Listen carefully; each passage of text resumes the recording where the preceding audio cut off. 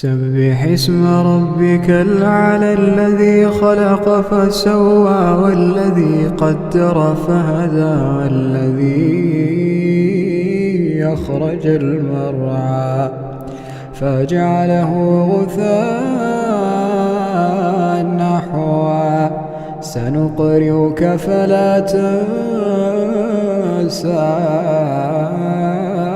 إلا ما شاء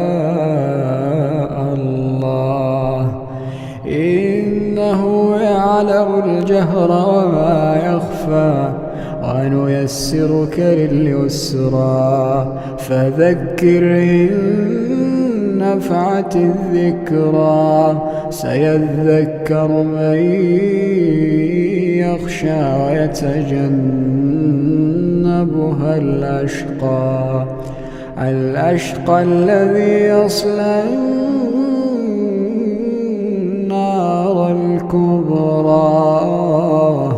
ثم لا يموت فيها ولا يحيا قد أفلح من تزكى وذكر اسم ربه فصلى